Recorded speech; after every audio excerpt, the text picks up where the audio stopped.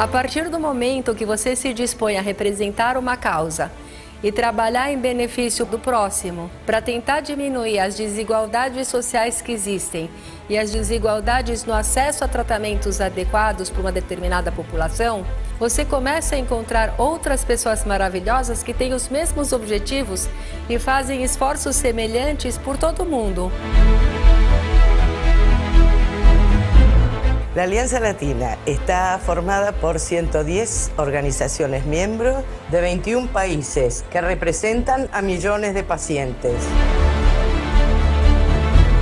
El mayor beneficio que nos otorga Alianza Latina es conectarnos con organizaciones que están trabajando en lo mismo que nosotros. El poder interrelacionarnos y conocer a nuestros pares en los diferentes países, aprender de sus experiencias y nosotros poder brindarles las nuestras para que entre todos las organizaciones nos fortalezcamos y tengamos una única voz.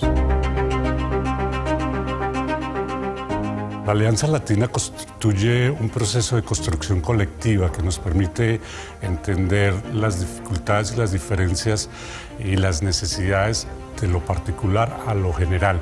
O projeto Aliança Latina, cada vez mais, ele está se fortalecendo na medida que os seus membros se fortalecem. Por medio de Alianza Latina aprendimos que juntas somos más fuertes y lograremos mucho más por el bien de todos los pacientes de enfermedades crónicas. La acción que nosotros hicimos junto en Panamá fue participar en la Mesa del Diálogo por la Salud para establecer políticas públicas convocadas por el gobierno. Nosotros presentamos el proyecto Manual para la Felicidad al Premio Alianza Latina 2015. El proyecto fue seleccionado entre los 5 finalistas y recibimos el premio ganador, un incentivo económico que nos permitió desarrollar este proyecto y llevarlo a los pacientes y a muchas empresas en Bogotá, Colombia. Nós do GAS aprendemos bastante durante o programa e o grupo passou a se desenvolver melhor, mais profissional, buscando objetivos claros e trabalhando ferramentas realmente que nos auxiliam no desenvolvimento da associação. É muito importante que o esforço realizado pela Aliança Latina esteja alinhado com os desafios do milênio e também a agenda de propostas da Organização Mundial da Saúde. O nosso próximo desafio agora é estreitar o relacionamento com as sociedades médicas, com a academia e com os órgãos governamentais, que já perceberam a nossa presença e precisam se abrir mais para colaborar com essas diferentes organizações que estão se fortalecendo na América Latina. Alianza nos enseñó a hacernos visibles, a que todo el mundo nos conozca, a que los hematólogos nos conozcan, a que los pacientes nos conozcan. Alianza Latina representa para mi organización avance y actualización. Es lo mejor que me ha podido ocurrir en mi vida, incluso por mi salud y por la salud de los demás pacientes. He aprendido mucho en Alianza durante 10 años. La Alianza Latina para mí significa unión.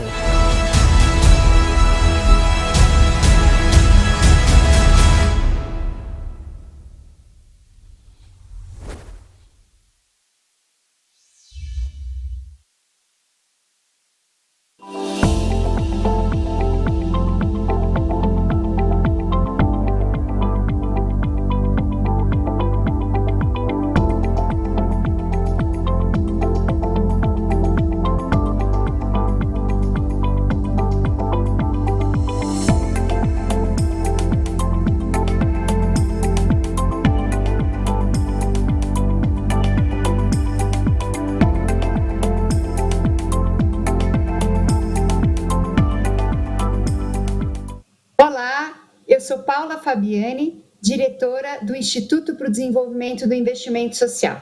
E eu estou aqui para contar para vocês sobre o panorama do investimento social e da saúde.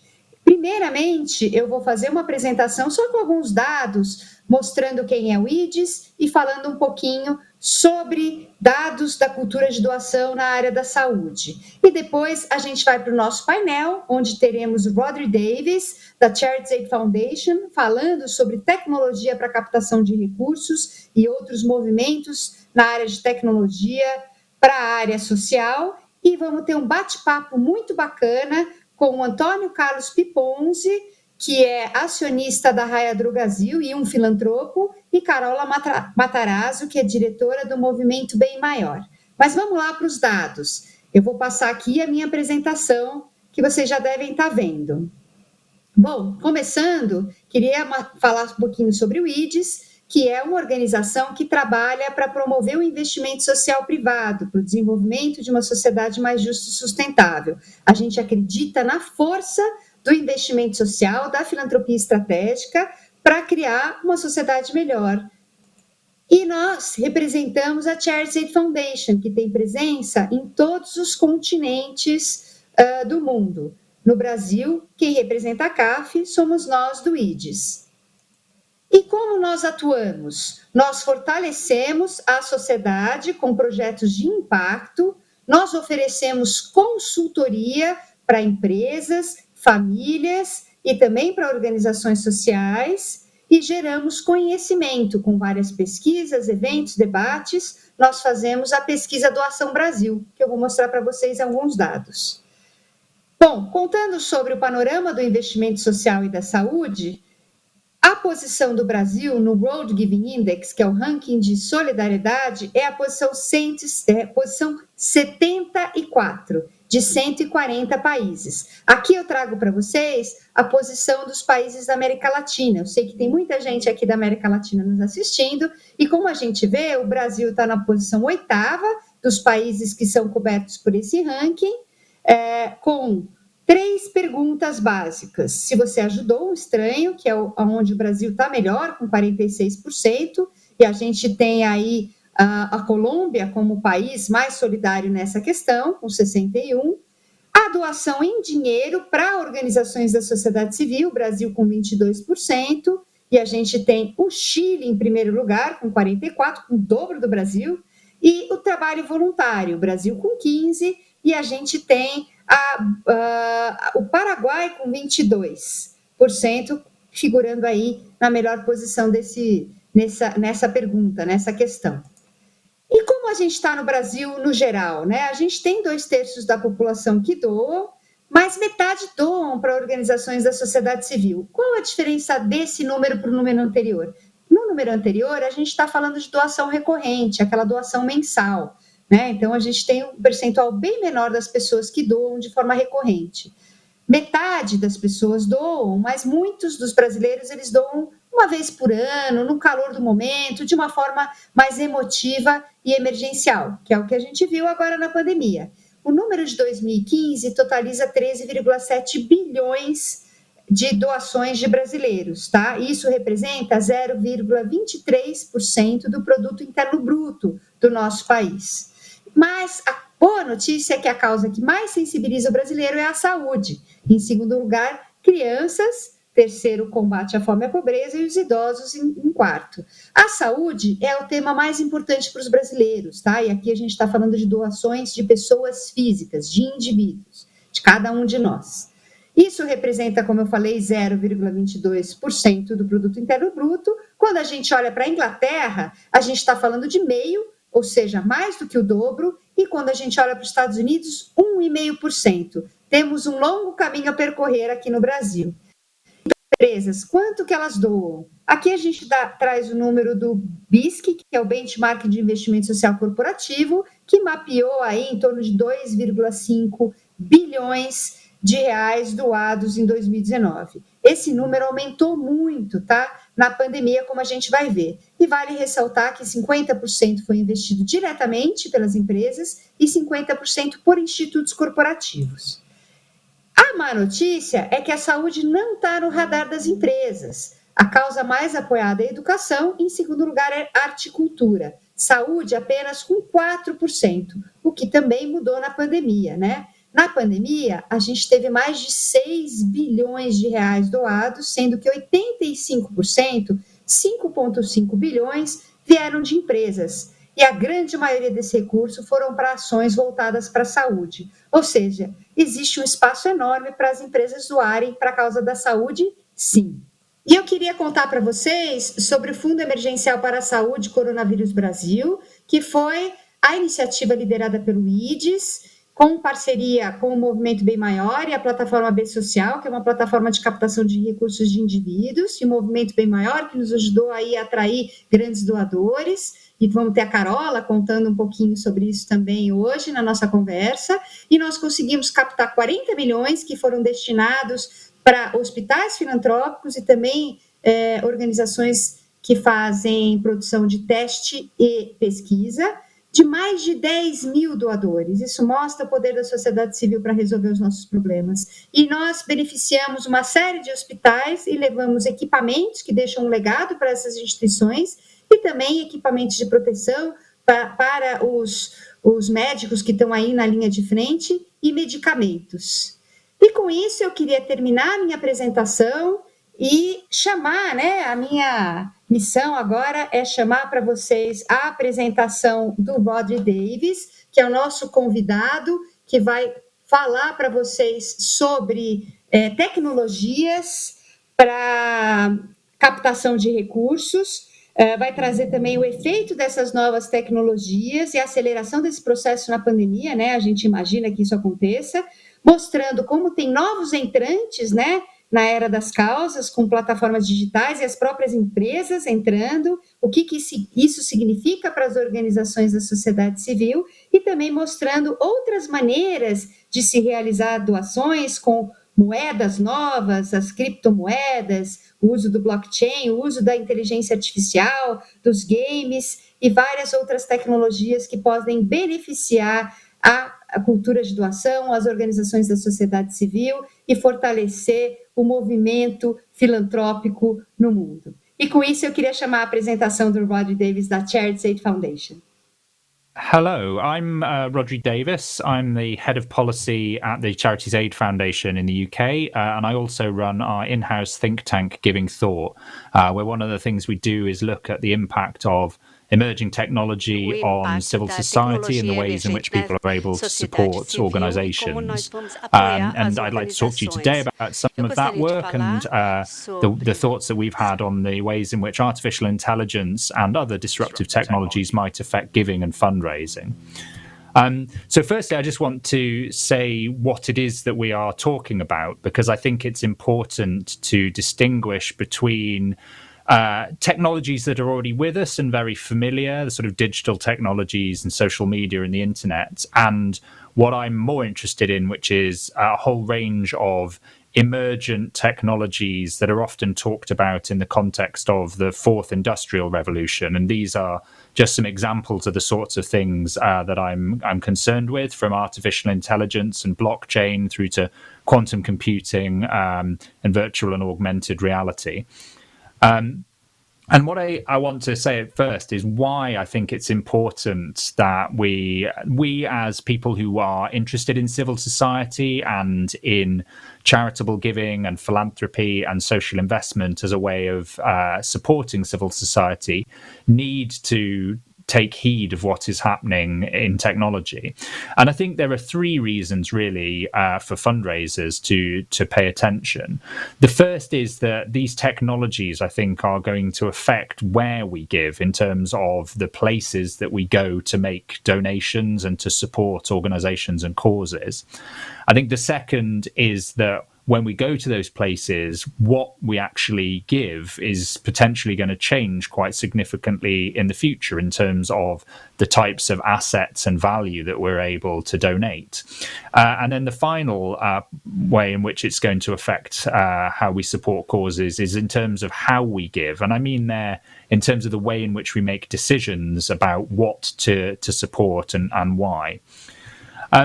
So on the first, I'd say the big background here, the context, is to say that what's happening in technology is part of a wider trend affecting civil society and the social sector everywhere in the world, which is that increasingly the marketplace and the landscape for doing social good is much more crowded.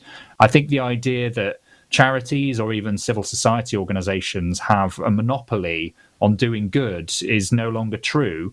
And I think lots of the different ways in which they're facing competition are due to technology, whether that's from campaigning platforms that are allowing people to show their support for different types of social campaigning, through to companies increasingly professing a social purpose. I think also it's affecting giving directly. We'll see in a moment that the ways in which people are able to give are becoming much more disintermediated. So people are able to give directly to organizations or even directly to other individuals. I think in terms of the types of organizations we're seeing a huge upsurge in new kinds of digitally enabled networks. So during the pandemic, there's been a lot of focus on mutual aid and sort of informal groups using the internet. And even before that, I think there were examples of networked digital social movements like Extinction Rebellion and Black Lives Matter that were really seen as being at the forefront of a lot of recent social change efforts. So picking up on what this means in terms of one of the key themes, I think, that is going to affect charities and philanthropy over coming years. It's two linked themes, really. One is disintermediation and the other is decentralization. And they're linked, but they're not the same.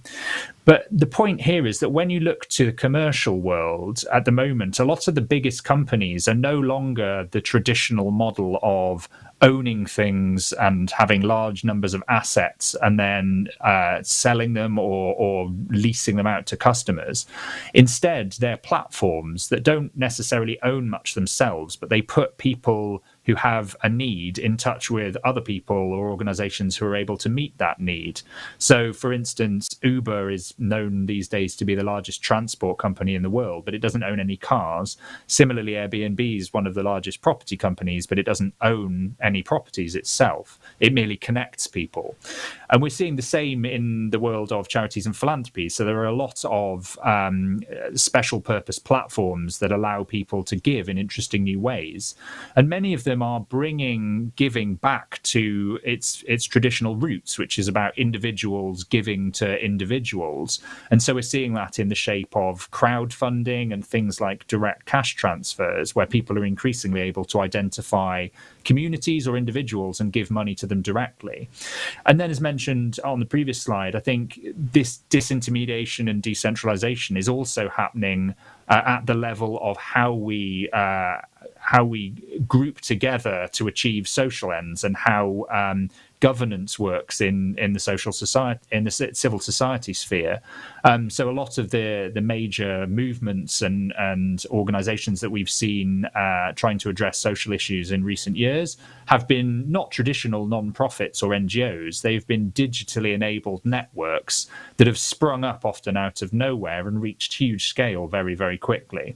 And I think this is a major trend that will continue over coming years.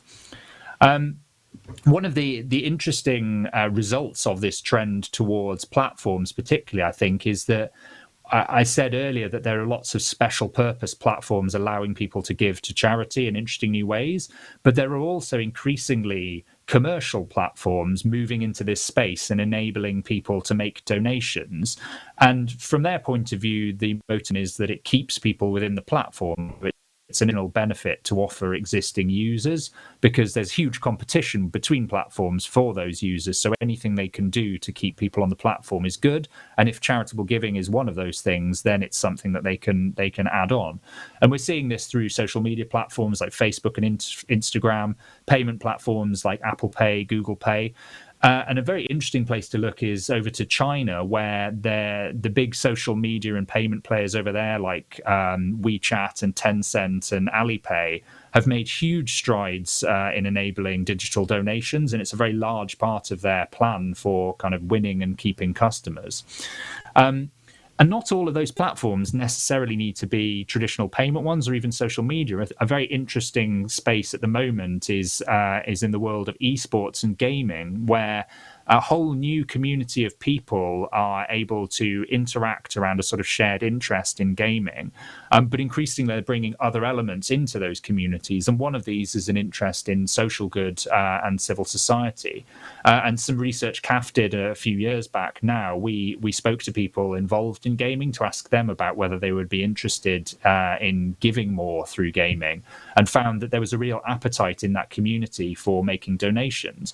And given that this may be a sort of previously untapped source of donations for many organizations, for fundraisers, this could be particularly interesting.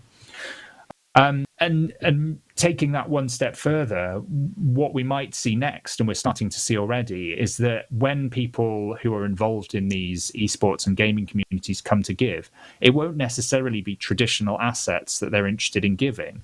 Increasingly, there's a whole range of digital assets that have value that they might be able to donate, whether that's cryptocurrencies like Bitcoin or Ethereum, which already have large numbers of users and sort of systems for exchanging them and assigning value to them, or whether it is increasingly the range of different types of unique digital objects that we're seeing. So there are things like CryptoKitties, which you may not be aware of, but they're sort of blockchain-enabled cats that have collectability value and change hands for very large amounts of money.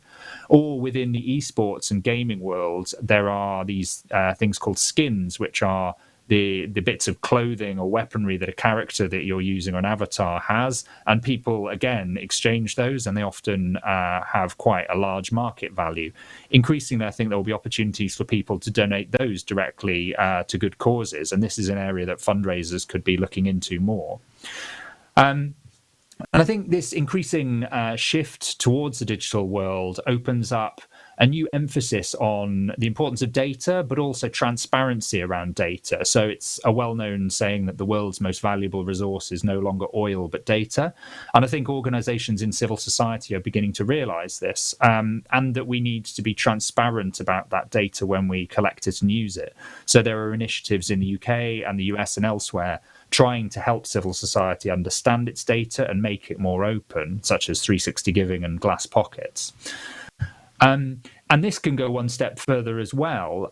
One of the things that I've found through work I've done on blockchain technology is that the potential for that technology is that it can open up truly radical forms of transparency where people can track not only general donations, but their specific donation into an organization and all the way through. So using a blockchain-based platform, like some of the examples outlined on this slide, if I gave to an organization using that platform, I would be able to see how that organization had spent it and even sort of follow it out the other side into the recipient organization.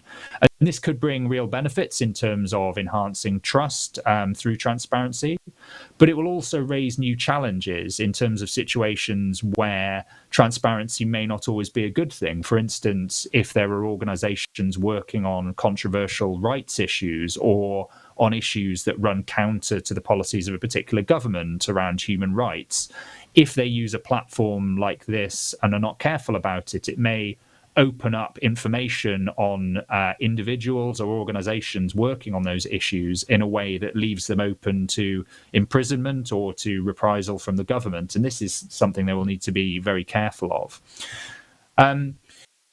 Moving on from how we capture and make data transparent is the question of what we do with that data once we have it. And this is where we start to think about the application of technologies like artificial intelligence, which really allow us to harness some of these new data sets and do interesting things with them. The most initial use for artificial intelligence is probably around the development of chatbots and conversational interfaces. So chatbots are often sort of site or app specific uses of artificial intelligence to create text-based interfaces that are able to provide information and answers to people. And they're being used in interesting ways by civil society organizations to raise awareness of issues and causes, but also to provide information to service users, whether that's around things like housing or access to benefits and welfare payments. But also increasingly, we're seeing a lot of usage of conversational interfaces. So we're all probably familiar with things like Amazon's Alexa or Google Home.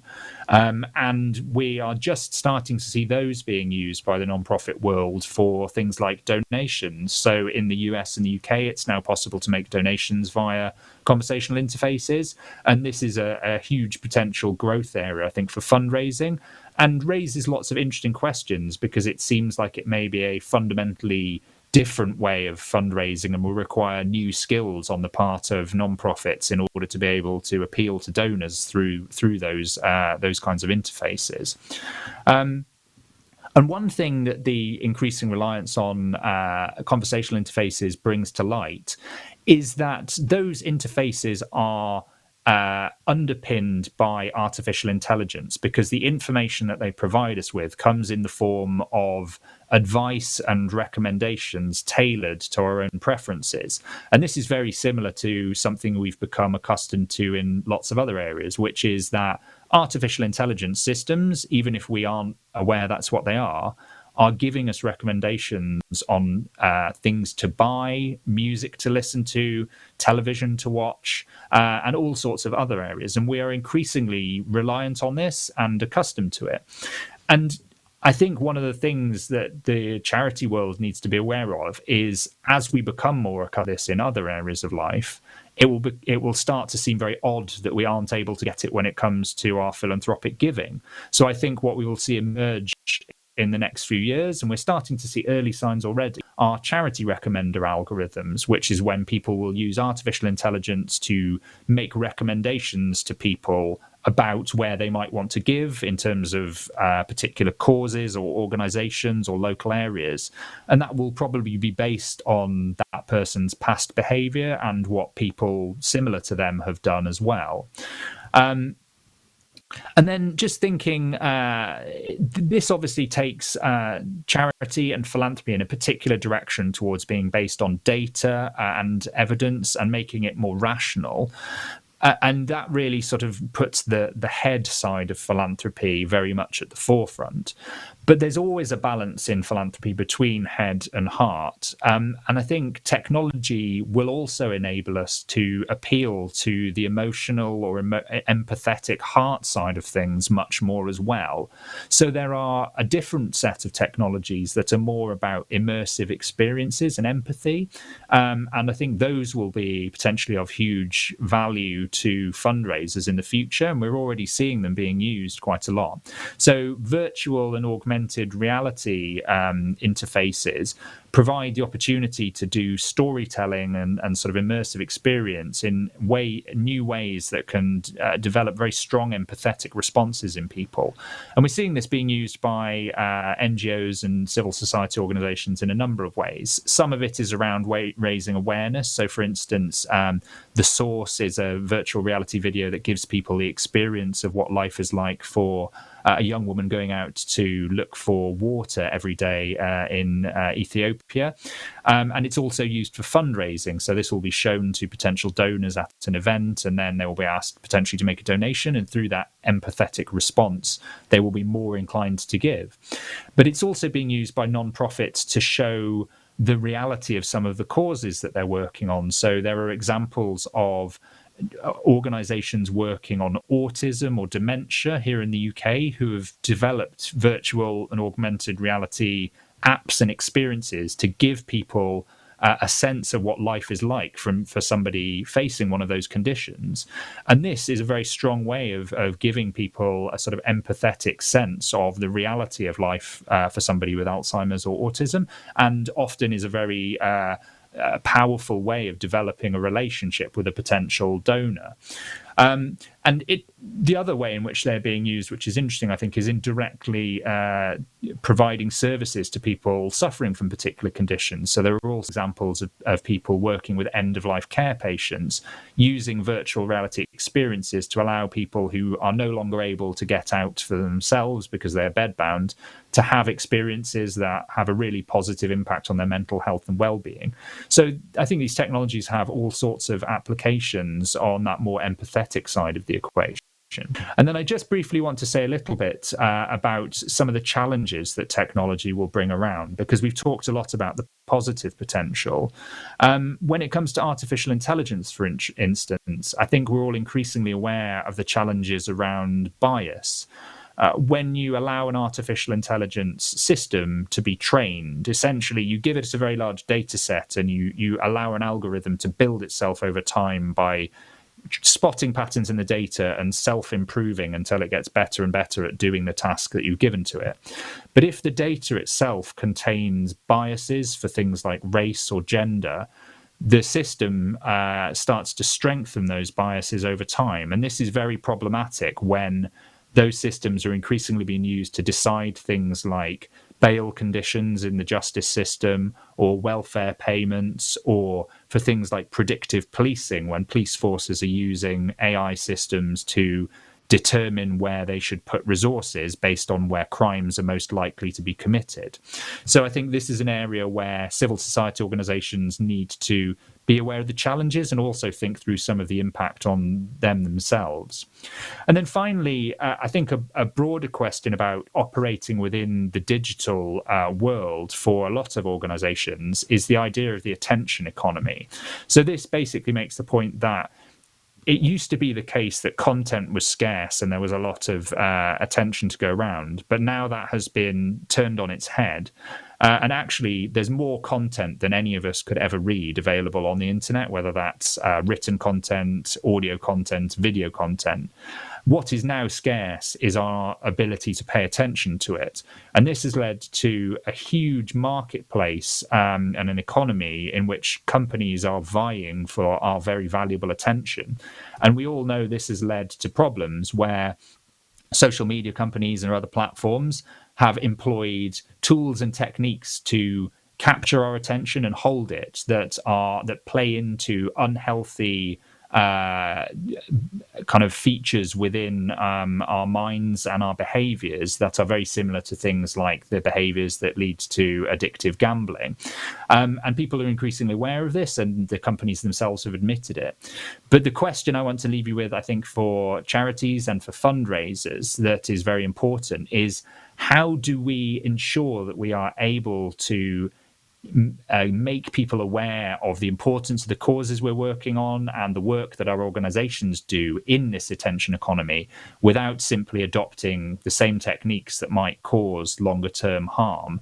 And I think this is a real challenge, because charities and civil society organizations obviously want to be ethical, but equally they need to get through to existing and potential supporters. So there will be a real balance between finding ways to do that in the attention economy and not simply going with the grain and potentially playing into some of these problematic tools and techniques.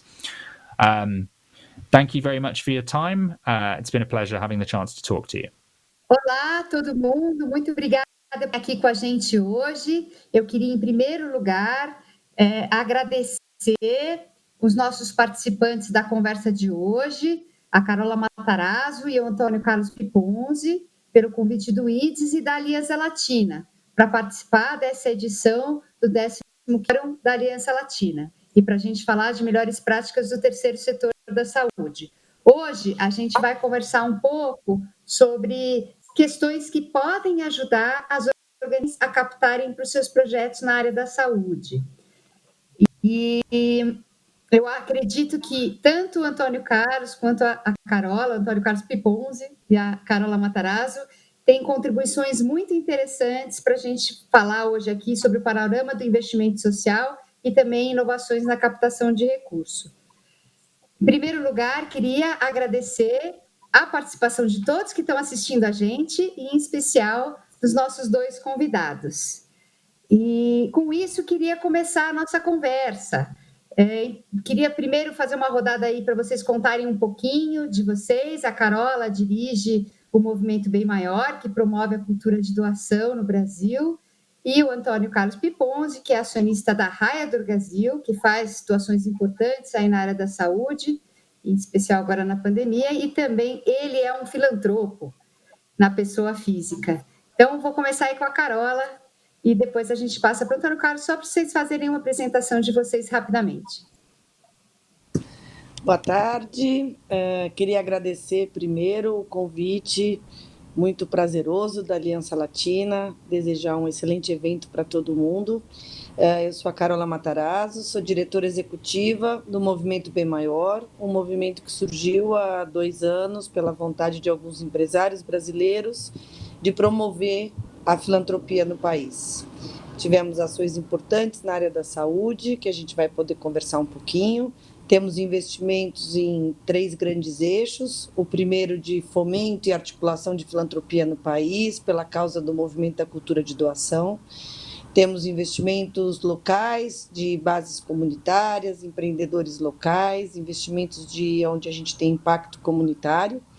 E fazemos investimentos nas áreas de saúde, de educação e empreendedorismo social, em eixos estratégicos, estruturantes, que possam ser escalonados e possam fazer aí mudanças necessárias para as políticas públicas do Brasil. Muito obrigado pelo convite, que a gente tenha uma ótima conversa. Falando só um pouquinho, para fazer uma introdução, né? Eu sou engenheiro de formação, que há 43 anos me dediquei a construir um negócio de farmácias, né? Pelo menos a liderar a construção, né? Desde 1977. Hoje resultou na Raia Drogasil, que é a maior empresa da América Latina de varejo de medicamentos. E eu acho que estou aqui à disposição para conversar, mas eu acho que o que eu poderia adiantar, talvez como antecipar um pouco, é que eu tive a felicidade dentro dessa empresa de entender o quanto é valioso a gente ter uma capilaridade, um grupo de funcionários aculturados em torno de uma causa de cuidar das pessoas, e o quanto isso é forte para a gente poder promover de uma forma bastante capilar a filantropia. Então, eu estou muito feliz. Tenho um filho que também trabalha na área de empreendedorismo social. Junto com ele tem um instituto, que é o Instituto ACP. A gente fomenta o desenvolvimento estratégico das organizações não governamentais. A gente tem hoje 9 organizações no nosso portfólio, agora indo para 12. Então, acho que agora eu começo aí, depois de ter minha vida mais assentada, deixando de ser CEO com todas aquelas obrigações, eu divido minha vida hoje entre a presença do Conselho da Empresa, algumas atividades de Endeavor e BGC, que são atividades voltadas aí para desenvolvimento do empreendedorismo, e agora com muito prazer nessa área aqui de social, com o Instituto, que eu estou vibrante. Estou com muito entusiasmo trabalhando e auxiliando no planejamento estratégico, no desenvolvimento estratégico das organizações. E eu queria que vocês contassem um pouquinho sobre isso, aí, sobre as ações durante a pandemia. Vou começar de novo com a Carola. Com o maior prazer, Paula. O Movimento Bem Maior teve aí uma ação relevante nessa época de pandemia, né? Todos nós fomos pegos por sobressalto no momento de medo, de incerteza do país e do mundo, e no começo de março, rapidamente, junto com o IDS, que a Paula é a minha dupla, e a B Social, nós instituímos o Fundo Emergencial para a Saúde, que foi um fundo onde a gente beneficiou principalmente hospitais filantrópicos pelo Brasil inteiro, e tivemos aí uma ação rápida. Em uma semana trabalhamos os 7 dias, 24 horas, conseguimos montar uma rede de colaboradores, de voluntários de apoio, de uma assessoria jurídica robusta e parceiros que abraçaram conosco a causa. Instituímos o Fundo Emergencial para a Saúde, que teve aí bastante sucesso, inclusive com a ajuda da Raia Drogasil, né? E de mais de 10 mil doadores, e pudemos beneficiar mais de 61 hospitais no Brasil inteiro, com uma ação importante também com a Fiocruz, com a Associação Brasileira de Enfermagem, e paralelo a isso, o Movimento Bem Maior, que apoia hoje 50 projetos pelo Brasil inteiro de impacto comunitário, pequenos projetos. Nós tivemos aí os orçamentos flexibilizados para olhar a necessidade individual de cada projeto, pudemos fazer mudanças aí nos orçamentos e apoiá-los com EPIs, alguns com medicamento, outros com cestas básicas, bem como ações paralelas, apoiando a ação da cidadania, fazendo mobilização de recursos para eles. Enfim, a gente teve uma atuação forte. E eu tive um chamado pessoal bastante forte também, uma vez que sou conselheira de algumas organizações da sociedade civil, e pude ajudar algumas organizações fazendo mobilização na pessoa física de recursos, de EPIs, enfim, podendo exercer aí a cidadania e a solidariedade que a gente tanto preza, que a gente tanto cultua e que a gente tanto acredita no país. Acho que a sociedade civil teve uma resposta rápida e muito importante na estruturação de ações para a saúde e na assistência social também, extremamente importante. E depois a gente pode contar um pouquinho mais com os detalhes, Paula, se vocês quiserem. Foi muito bom ponto que você trouxe, né? A gente tem aí a grata surpresa de ver os 6 bilhões, mais de 6 bilhões de reais que foram mobilizados aí nessa pandemia por grande maioria do recurso das empresas, mas a gente tem a crença que esse número é muito maior do que isso se a gente juntar a doação de pessoas físicas. E vamos ver se a gente consegue esse número realizando a pesquisa Doação Brasil, que a gente vai começar agora a realizar para identificar também quantas pessoas físicas doaram na pandemia e quanto que elas doam também fora da pandemia. Mas conta um pouquinho mais de outras ações que vocês fizeram e também um pouquinho do seu sentimento, né, nesse momento de pandemia. Paula, eu trabalho no terceiro setor há 25 anos e poucas vezes vi a sociedade tão mobilizada. Infelizmente pelo medo e pela incerteza, né? E pela incerteza do que poderia acontecer, mas pela certeza de que só a solidariedade poderia trazer caminhos e soluções para amenizar o sofrimento e as mortes. O Movimento Bem Maior teve uma ação muito forte, olhando para todos os seus projetos apoiados e alguns outros que nos buscaram, que já foram parceiros ou que eram parceiros dos fundadores e dos nossos doadores, na distribuição de cestas básicas. A gente teve o privilégio de ter uma parceria muito forte com todos os projetos que a gente apoia, numa relação de confiança. Então, fizemos reuniões individuais com cada projeto para entender a demanda de cada um, a necessidade de cada um e poder apoiá-los da forma que fosse mais eficiente, seja na distribuição de cestas básicas, de EPIs, de medicamentos ou na realocação de recursos dos orçamentos que a gente já tinha aprovado para os apoios.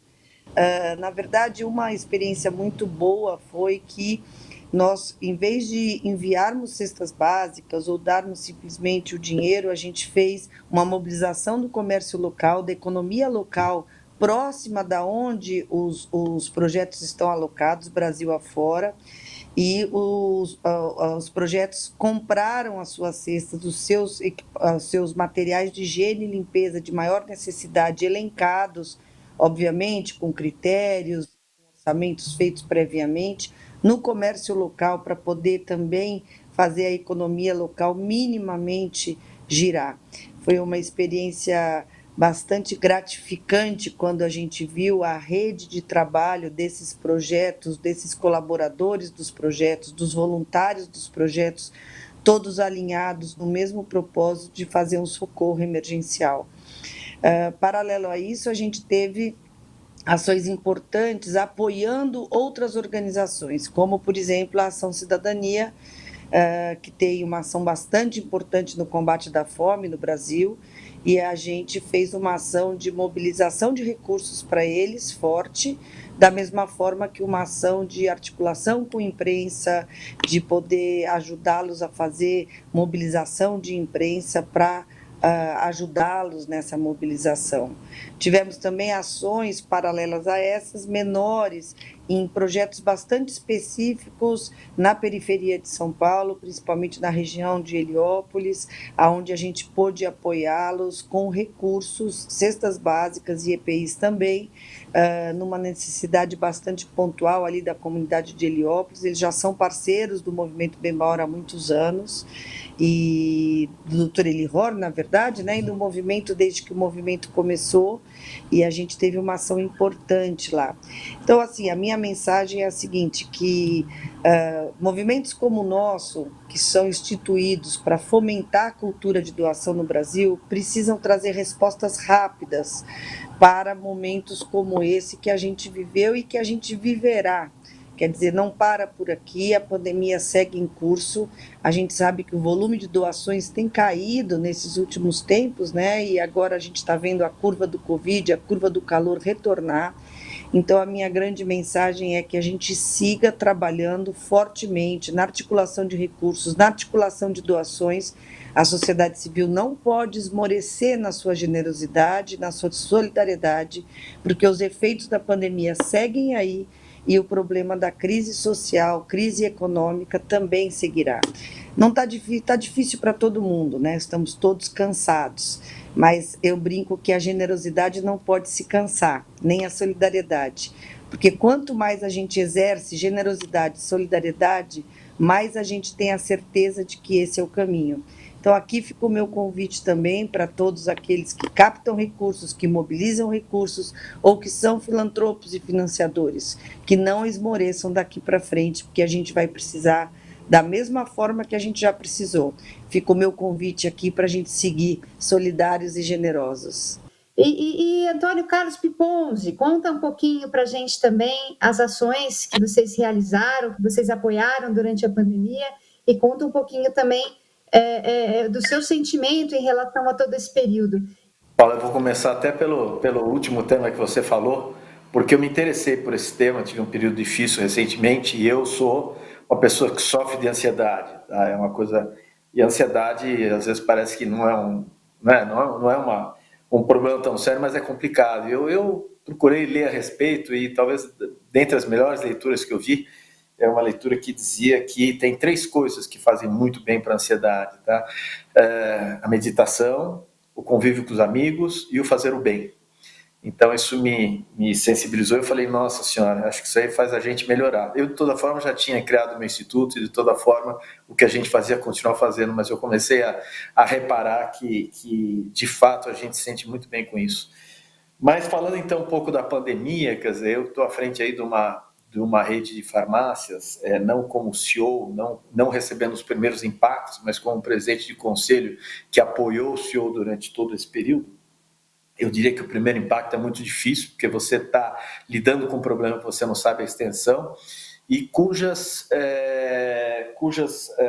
medidas a serem tomadas ainda são desconhecidas. A própria questão de uma máscara, ninguém sabia o quanto que... De início, inclusive, dizia-se para não usar a máscara. Tá? Então, isso é um processo evolutivo. Eu acho que nós, o varejo, especialmente o varejo farmacêutico que ficou aberto durante toda a pandemia, acho que a gente foi bastante... A gente contribuiu muito para criar mecanismos seguros para que realmente o comércio pudesse estar funcionando. Então, a primeira preocupação foi com os colaboradores, junto com isso a preocupação com os clientes, todas as medidas relativas à higiene e segurança foram tomadas, oferecimento inclusive de telemedicina, oferecimento de assistência psicológica. Passado isso, evidentemente que a reflexão se volta, bom, tudo bem, a empresa está operante e aí a sociedade está carente, demandando recursos.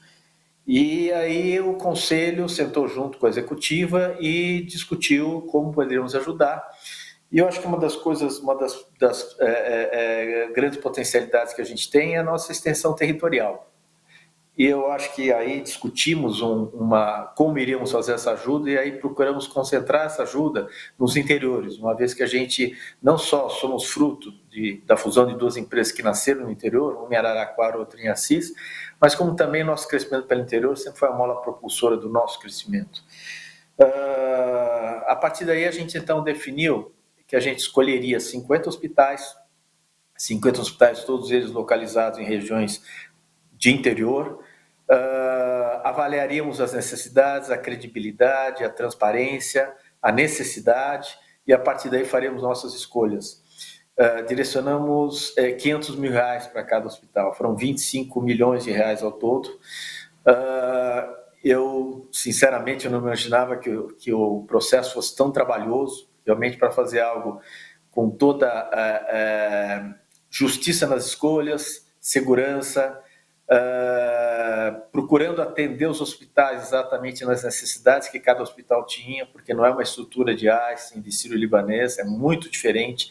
Então, o apoio também do ponto de vista de curadoria de produtos, daquilo que realmente faz ou não faz sentido a partir dos pedidos que eram feitos, nós também fizemos.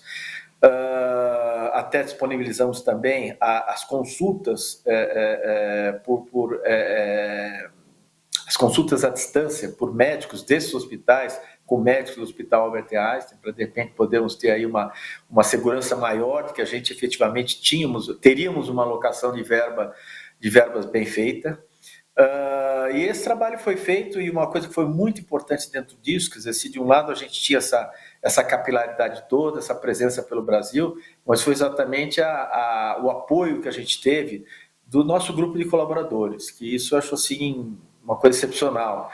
Eu sou, acho que, uma pessoa que fico muito feliz de ter uma empresa que tem um propósito que cuida da saúde das pessoas, que cuida das pessoas antes de mais nada. E as pessoas que cuidam, elas são felizes em cuidar. Então, o propósito é muito fácil das pessoas similares. O ser humano, ele tem a bondade por natureza.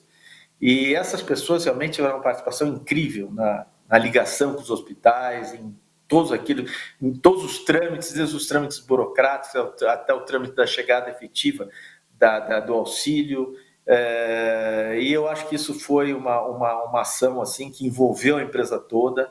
E hoje ela começa, acho que o desembolso hoje já chegou aos 100%, porque não é simples. Muitos hospitais a gente quer doar, mas a gente não tem confiança em doar. E eu acho que agora chegamos ao final. Acho que uma das coisas que é muito importante hoje é a questão de uma prestação de contas clara para a sociedade, uma vez que a gente se posicionou como dando um auxílio relevante para as comunidades, para a sociedade como um todo. E eu acho que isso é um tema também muito importante, que agora talvez a fase final do projeto é exatamente essa prestação de conta de tudo que fizemos. Em paralelo também eu tenho um instituto, e ali a gente usou aí de uma engenharia, de uma criatividade que eu acho que talvez me ensinou muito, que é a criatividade de criar uma plataforma de doação. É meio que uma uberização entre, de um lado, doadores, de outro lado, ONGs receptoras, e é onde eu aprendi muita coisa. E talvez as principais são que, do lado dos doadores, muitos eles precisam ser estimulados a doar.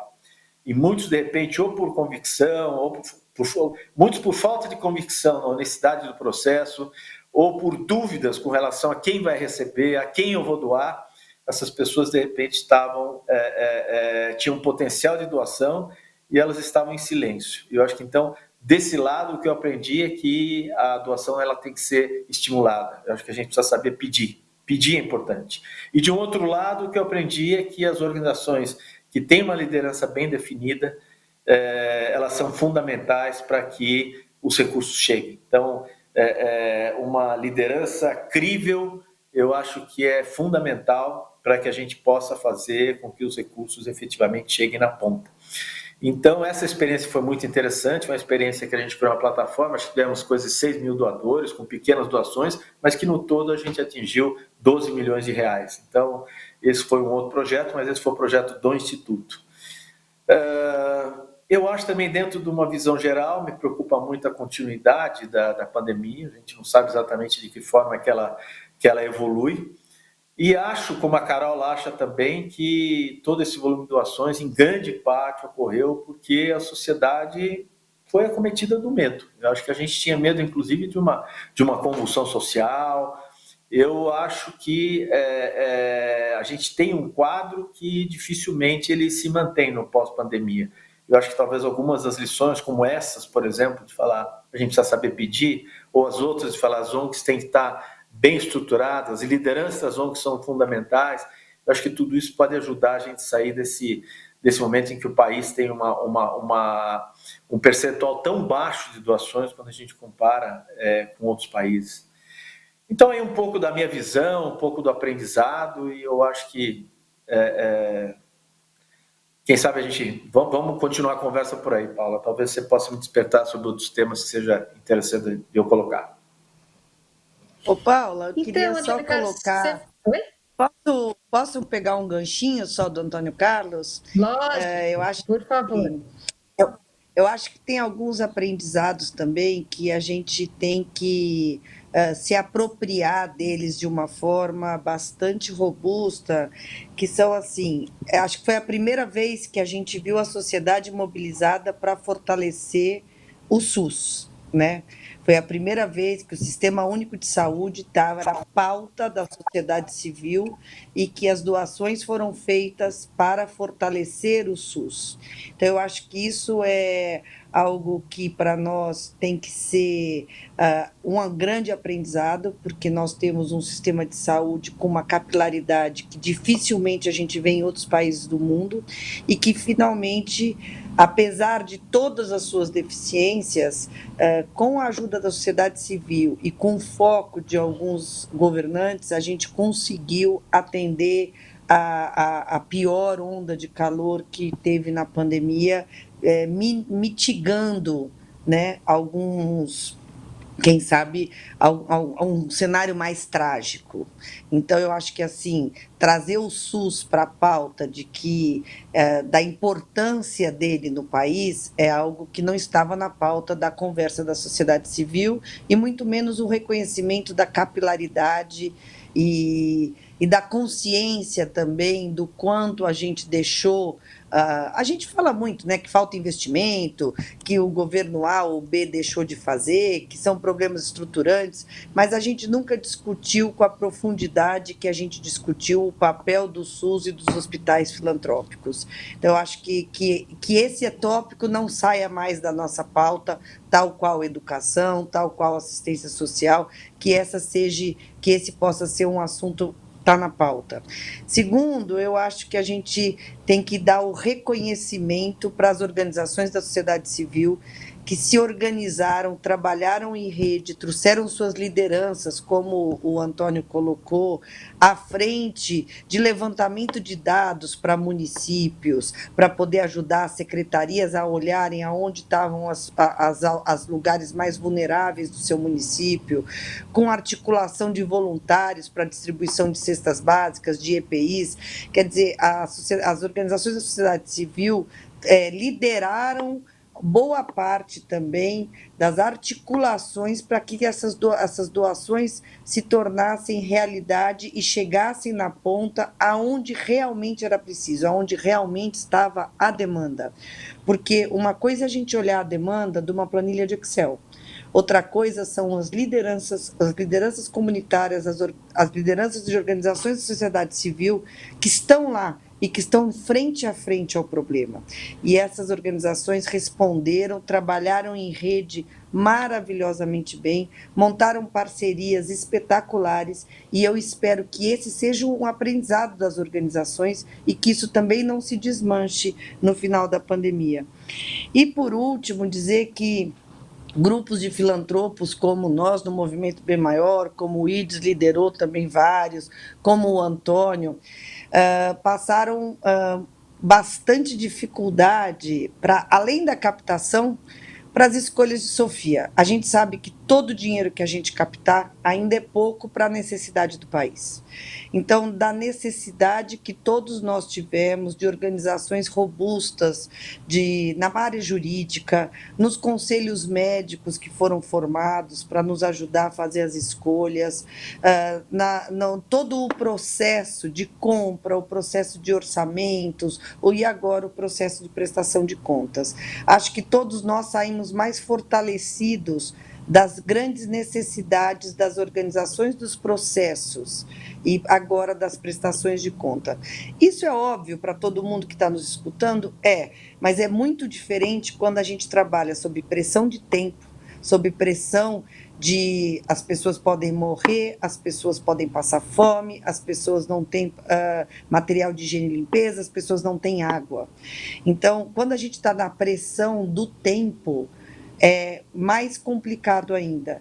E que a consciência ampliada dos problemas estruturantes que o país tem, que ficaram escancarados agora para a sociedade, possam ser mantidas. Essa consciência precisa ser mantida. A gente não pode amanhã, daqui a 1, 2 anos, após a vacina, simplesmente celebrar a vitória que a gente teve e chorar pelas mortes que a gente teve e esquecer das coisas que precisam ser organizadas, olhadas e pensadas no país.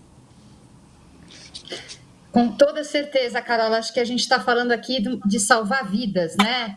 Então, não é uma questão a gente não tem escolha, tem que ser feito e a sociedade civil se mobilizou. Eu acho que esse é o grande recado que a gente deixa aqui da pandemia. E também, né, eu acho que a gente tem que sim se orgulhar de ter o Sistema Único de Saúde maior do mundo, né? O SUS mostrou sua força e a gente espera que com as doações que chegaram, compra de equipamentos, né, a própria estratégia da Raia Drogasil e do próprio Fundo Emergencial de deixar um legado para essas organizações, para que o sistema de saúde saia mais forte. Mas eu queria explorar um outro tema aqui com vocês, que o Antônio Carlos trouxe, que é o saber pedir, né? As organizações têm que saber pedir. E eu queria, né, você falou em segurança, confiabilidade, todos esses temas surgem, né, na hora de escolher o apoio a um projeto, a uma organização. E eu queria que você contasse um pouquinho o que importa para você na escolha dos projetos apoiados. Eu sei que a Raia Drogasil tem um processo, que ela faz apoios anualmente, né, para projetos na área da saúde, mas o que é? Como é que é essa escolha? Tá, eu tive você, pegando um pouquinho pelo começo que você falava, né, falar essa coisa do saber pedir, eu tive a experiência, depois eu já entro já em Raia Drogasil, mas eu tive a experiência de sair pedindo quando a gente criou a plataforma, a gente foi para a plataforma, isso eu estou falando no meu instituto, destinou um montante, e a partir daí eu fui conversando, pede aqui, vai lá. E é curioso, sim, você tem dois tipos de... Você tem uma resposta que é, muitas vezes, fala, nossa, você chegou, eu não sabia para quem doar, que legal. E foi lá e muita gente doou valores significativos. Mas você também tem uma outra resposta que é aquela sempre assim, não, mas sabe, eu já dou para pá. Então, ou seja, é uma coisa, de repente, você saber manobrar isso e, de repente, você colocar... Não adianta, você tem que gerar desconforto. Eu acho que a gente... Eu participo muito do endowment da Poli, eu aprendi muito de falar, olha... Quando você cria o desconforto, você consegue a doação, tá? Lá a gente cria o desconforto pelo fato que o aluno ele estudou de graça e ele não pagou nada, tá? Então, eu me lembro do doutor Petrilho do GRAC também, que sentava toda vez que a gente ia jogar futebol, sentava no banco para ficar no meu pé pedindo. Ele falou, olha, meu papel é ser chato mesmo, eu vou ser chato a vida inteira, tá? Então, eu acho que esse lado é interessante de colocar. Então, a gente tem que saber pedir e a gente tem que ser chato. A gente, muitas vezes, entra num certo constrangimento, tem constrangimento envolvido, tem a doação pelo constrangimento, tem a doação pela vaidade, também tem a doação pela vaidade. As pessoas, muitas vezes, querem... É a vaidade do bem. Elas querem se destacar, mostrar que elas doaram mais. Eu acho que aquilo que a TV Globo fez foi muito interessante, das empresas mostrarem o que fizeram, cada empresa mostrava o que estava fazendo, isso de um jeito ou de outro foi um despertar para as outras empresas. Então, tudo isso acho que são técnicas, tá certo? São formas, tá certo? Falar, puxa, vamos mudar essa cultura? E aí eu estou falando do nível físico, jurídico, tudo mais. Bem, quando a gente fala de empresa, tá? Os programas que a gente tem, acho que a sua pergunta é exatamente com que critérios, né? Quer dizer, o que importa para a gente, tá? A gente trabalha com programas, todos eles focados na área de saúde. Nós somos uma empresa de saúde, então a gente procura realmente empresas ligadas à saúde, tá? A gente olha muito a questão da transparência, isso é uma coisa muito importante. A gente olha muito a questão da capilaridade, porque como a nossa rede é uma rede nacional, a gente procura realmente abranger a maior quantidade de núcleos, tá? Beneficiar a maior quantidade de núcleos, tá? E também gerando, tá? E olhando muito a questão do impacto que o projeto poder provocar. Tá? Então, eu acho que, mais ou menos por aí, é lógico que o trabalho de monitoramento é muito importante e a gente tem aí o que é muito importante, o nosso grupo de colaboradores talvez sejam os principais embaixadores do processo, porque na verdade eles estão próximos das entidades que são assistidas, tá? Então a gente pode estar falando do Amazonas, do Rio Grande do Sul, do Rio Grande do Norte, a gente tem essa proximidade e ela permite realmente o acompanhamento, o monitoramento, a gente tem também o monitoramento pela área de sustentabilidade da empresa, mas é um monitoramento através de relatórios, mas eu acho que esse acompanhamento também é uma coisa muito importante. Muito bacana. Acho que essa questão aí, você já trouxe a questão do monitoramento, né? Eu já vou pegar esse gancho para bater um papo aqui com a Carola sobre, além de, o que importa para vocês no Movimento Bem Maior, na escolha dos projetos apoiados, mas e essa questão do monitoramento, né? Como é que vocês fazem e qual a gente, né, no IDES, trabalha muito com avaliação de impacto, que é essa busca da gente tentar medir o impacto gerado, a transformação realizada por um projeto, para poder até calcular o quanto que isso significa de retorno para o investidor social. Mas numa pandemia, por exemplo, a gente tem que salvar vidas. Esse é o impacto gerado, né? E muitas vezes é difícil mesmo numa organização pequenininha, eu sei que vocês apoiam organizações menores, de fazer esse tipo de avaliação. Mas como é que vocês realizam o monitoramento dos projetos que vocês apoiam e também a escolha desses projetos? Vou contar já para você isso, mas eu só queria pegar um ganchinho do Antônio e dizer que, Antônio, eu aprendi recentemente com um parceiro de trabalho, eu faço parte de um grupo de estudos aí de favelas e de demandas nas favelas e tal, e eu aprendi que o desconforto é pedagógico, eu adorei. Falou, Carola, a gente tem que exercer o desconforto pedagógico. Eu dizia que a gente tinha que exercer a nossa indignação e conseguir transformar a indignação em doação. Mas eu gostei mais do desconforto pedagógico, e você falou isso agora, e é muito verdade. Bom, no tema da escolha dos projetos, estou absolutamente alinhada com o Antônio, quer dizer, a gente tem todos os critérios de elegibilidade, de transparência, de escalabilidade. Nos pequenos projetos, eu vou dividir em 2 grupos. Nos pequenos projetos que a gente apoia, que são de impacto comunitário local, nós estamos falando aí de organizações pequenas, a gente teve, na primeira escolha desses projetos, a gente fez um edital público. E depois de passar por vários crivos, a gente elegeu 100 projetos que estariam dentro dos critérios que a gente tinha elencado, e esses 100 projetos estariam aptos a receber o recurso, mas a gente optou por fazer uma votação popular. O que nos traria, o que nos trouxe, o que a gente imaginou que nos traria, o que nos trouxe na realidade, uma legitimidade da necessidade, da relevância daquele projeto naquela comunidade. E então a gente usa um monitoramento à distância. A gente tinha ideia, a gente tinha um cronograma esse ano, inclusive, de visitar todos os projetos pelo menos 2 vezes no ano. A gente já tinha conseguido uma parceria com uma empresa aérea que ia nos patrocinar as passagens, mas tudo veio por água abaixo e a gente fez monitoramento à distância. A gente tem uma organização parceira, o Instituto FI, que é quem faz isso para a gente, e aqui eu deixo o meu total agradecimento à parceria, porque a gente construiu a 4 mãos, Movimento Bem Maior, Instituto FI, os instrumentais todos de avaliação e monitoramento. A gente tem uma equipe dentro do FI que só faz isso. A gente tem reuniões de Zoom mensais ou 2 vezes por mês com as lideranças de todos os projetos. As reuniões são absolutamente todas gravadas. Depois a gente tem o cuidado de ouvir todas as gravações, elencar os pontos de convergência, os desafios de cada organização, encaminhá-las para cursos, que a gente fez uma parceria com a Escola Aberta do Terceiro Setor, que pudesse desenvolver as lideranças nas suas baldas para poder ver um crescimento desses líderes e dessas organizações.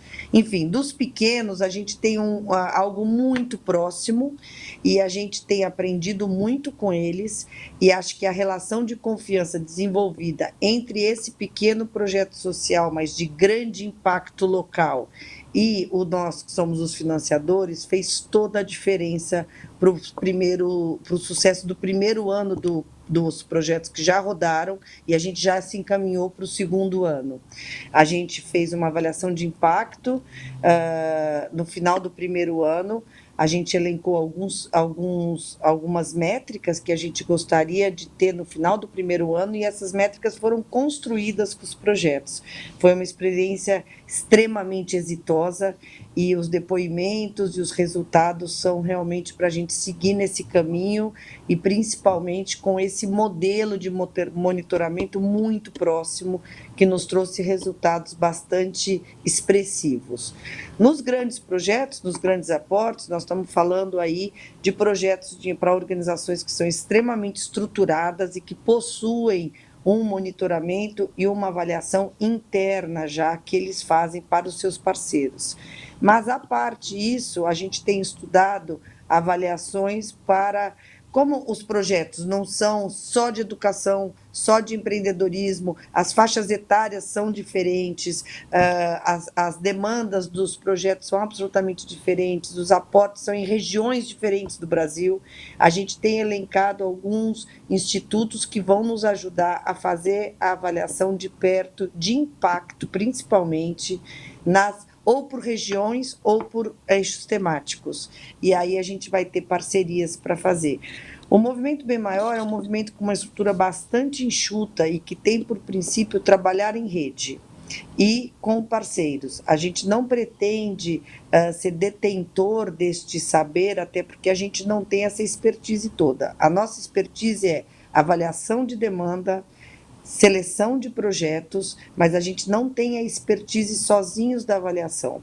Então, a gente, com certeza, vai sempre ter uma organização parceira para nos ajudar na avaliação. O monitoramento, a gente tem uma organização parceira e uma equipe dentro que nos ajuda a fazer a gestão, porque a gente quer estar muito próximo do investimento feito. Então, a gente tem feito a 4 mãos. Muito bacana, e a gente está vendo aí a ampliação, né, inclusive do uso da tecnologia para fazer esse monitoramento.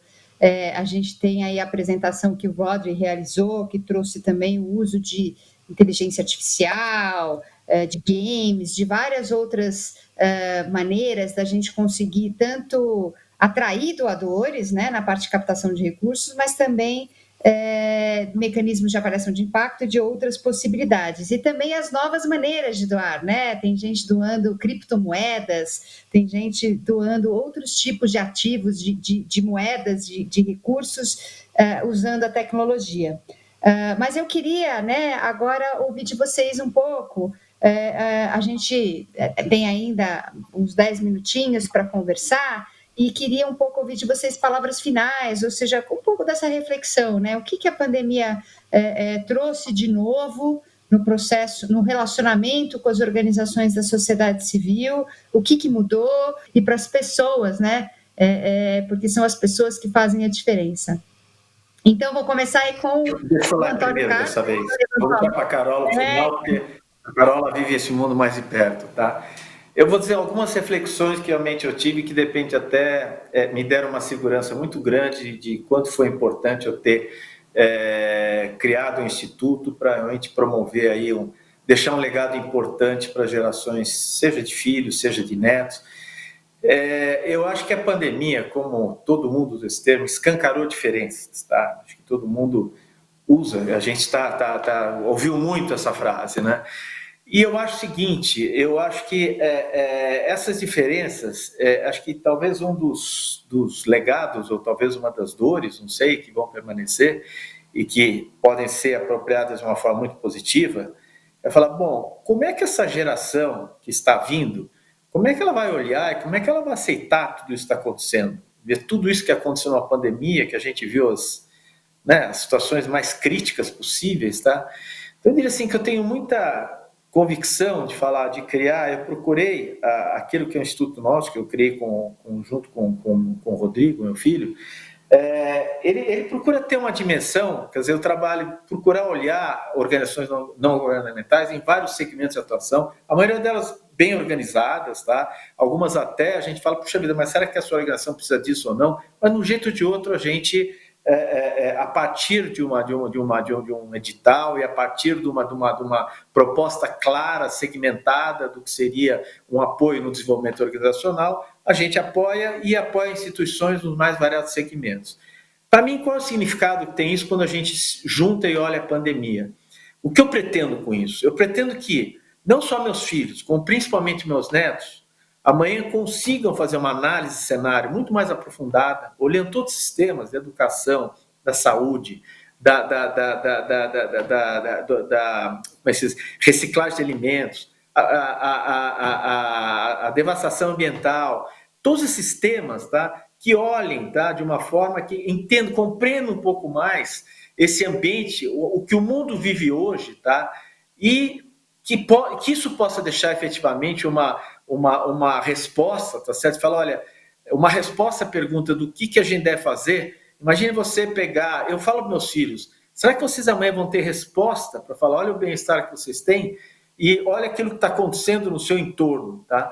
E eu acho que com essa filosofia eu falei, puxa, eu estou certo, de criar algo, tá certo? E eu falo aos meus filhos, vocês têm que estar envolvidos, senão para mim não vai fazer sentido. E você tem que envolver os filhos de vocês, porque assim a gente terá deixado um legado. E aí a gente vai começar a ter uma resposta para, é possível, né? Tanta diferença. Tá? Então eu acho que essa reflexão, acho que para mim foi muito, ela veio num momento muito importante em que a gente começa a dar mais força, a dar mais tração ao nosso instituto. Então, eu acho que talvez essa reflexão que eu deixaria, tá? Eu acho que todo mundo, as gerações mais novas, os jovens que assistiram tudo isso, as crianças, tá?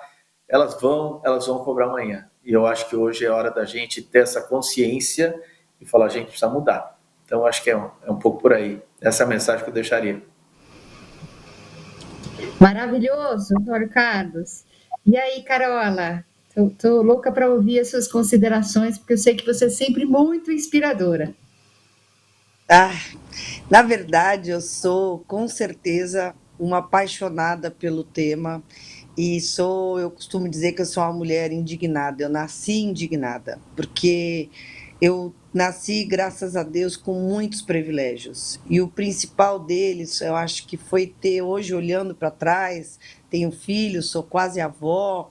Eu acho que o maior privilégio que eu tive não foi nem o bairro que eu nasci e nem os lugares que eu frequentei, mas, com certeza, uma educação muito forte, muito robusta em valores, aonde olhar para o outro, olhar para o próximo, olhar para quem estava do meu lado, foi o princípio principal que eu aprendi na minha casa. Então, quando a gente consegue ser um ser empático e olhar para o outro, a gente sai com uma bagagem emocional e quem sabe, uma consciência dos problemas do outro, que são nossos também, porque vivemos todos no mesmo lugar, no mesmo território, no mesmo planeta, e a gente passa a sentir parte. Se sentindo parte, o problema é nosso e a solução também é nossa. Então, eu acho que o grande aprendizado dessa pandemia, como o Antônio Carlos colocou muito bem, como todos nós já sabemos, o problema é de todos nós. E a solução passa por um pacto coletivo, de todos os setores, de todos os indivíduos, de todos, do governo, das empresas, da sociedade civil. Nós somos a sociedade civil. Então, não cabe dizer que a solução está nas empresas, a sociedade está no governo, ou está na sociedade civil. A sociedade vai resolver. Não, nós somos a sociedade, nós fazemos parte disso. Nós elegemos nossos governantes. Então, assim, eu acho que esse pacto coletivo e essa consciência de que todos nós fazemos parte da solução, somos empáticos com os problemas, com os desafios e com as oportunidades que a gente tem na mão de deixar legado, de deixar uma nova moral, como eu tenho gostado de falar, e não um novo normal. Nunca foi normal. O volume de desigualdade que a gente vive nesse país, os problemas de clima que o mundo enfrenta, os problemas de toda sorte, os problemas da saúde que a gente tem como desafio agora no mundo, nada disso é normal. Então, eu espero que o grande legado seja uma nova moral, onde a gente tenha valores intrínsecos de fazer com que a sociedade possa ser mais inclusiva, mais multicultural, onde as oportunidades possam ser mais igualitárias. E aí eu vejo cada um com um papel extremamente importante e relevante, do governante àquela pessoa que pode fazer doações muito pequenininhas ou que simplesmente está ajudando o vizinho, que são pessoas que estão em regiões e populações vulneráveis, mas que têm um senso de generosidade, de empatia muito alto e que sofrem na pele a desigualdade. Então, eu acho que esse pacto de uma sociedade mais forte, trabalhando por um mundo melhor, por um legado que a gente pode deixar para as próximas gerações, é um aprendizado contínuo, diário, e eu digo que eu acho que o meu maior aprendizado é que a gente tem que ensinar isso para os nossos filhos e para os nossos netos. A gente precisa de uma sociedade que entenda que a solução passa por todos e que nós todos somos corresponsáveis por essa solução. Não importa o tamanho do seu gesto, o tamanho da sua generosidade, o tamanho da sua ação, da sua empresa. Importa o pragmatismo de que todos nós precisamos estar remando para o mesmo rumo para ter um mundo melhor para os nossos filhos. Eu acredito na transformação social e eu acredito na sociedade civil organizada. Obrigada, Carola. Tinha certeza que ia ser muito inspirador. Bom, eu acho que Falamos juntos, inspirador. Acho que Falamos juntos a palavra inspirador. Eu passei 20 anos convivendo com a demanda muito de perto. Foi uma grande honra para mim conhecer o Morro de perto. É uma honra as amizades que eu fiz no Morro, as pessoas diferentes que eu conheci, de outros mundos, como a gente fala. Isso traz uma ampliação do repertório que a gente não pode deixar de ser empático. Então, eu zelo para que as pessoas possam conhecer o diferente, porque conhecendo o diferente, a gente vai se tornar mais generoso, mais empático, mais inclusivo e a certeza de que a gente pode fazer a diferença. Todo mundo pode. Quem me diz que não pode, Antônio, eu fico uma vara. Eu falo, não, você não entendeu nada da sua vida ainda. Ou quem diz que o Brasil não tem jeito, que é assim mesmo, que isso também é um negócio assim, que assim, não, a coisa mais desanimadora, e que os argumentos mais estúpidos, isso aí é uma coisa que, para mim, esse discurso não sai de perto de mim, sabe? Antônio, inclusive... Infelizmente, são questões que geram indignação. São questões que geram indignação, né? Eu, quando comecei a falar na pandemia, fui convidada para fazer alguns painéis tais, eu levava dados e coisas tal. E aí eu vi que eu acho que o que as pessoas mais precisam entender é que tudo isso se refere ao ser humano. Vai muito além do Excel e da avaliação binária de uma avaliação de impacto. Nós estamos falando aqui da transformação de uma sociedade, para uma sociedade melhor. Então, eu resolvi falar mais do meu coração do que das planilhas de Excel. E se alguém quiser as planilhas depois, é só me escrever que a gente pode mandar aí toda a sorte de critérios de elegibilidade de projetos e tudo que precisarem. Muito obrigada, Carola. Muito obrigado, Antônio Carlos. Eu acho que a gente tem aqui realmente, além dos temas da saúde, né, vários outros temas para enfrentar: meio ambiente, equidade racial, gênero, desigualdade, e claramente precisamos de uma nova moral, né, e não um novo normal. Com certeza nós temos que nos unir nas nossas diferenças. Eu queria mais uma vez agradecer a Aliança Latina por permitir a gente estar aqui hoje, agradecer vocês dois que foram maravilhosos, muito inspiradores e cobriram aí temas importantes para esse grupo que está nos assistindo. E com isso queria finalizar nosso painel. Obrigado. Muito obrigada e um abraço a todos que estão nos assistindo. Obrigado e deem um abraço a todos. Foi um prazer muito grande participar. Obrigada a todos, gente. Até a próxima. Tchau, até a próxima.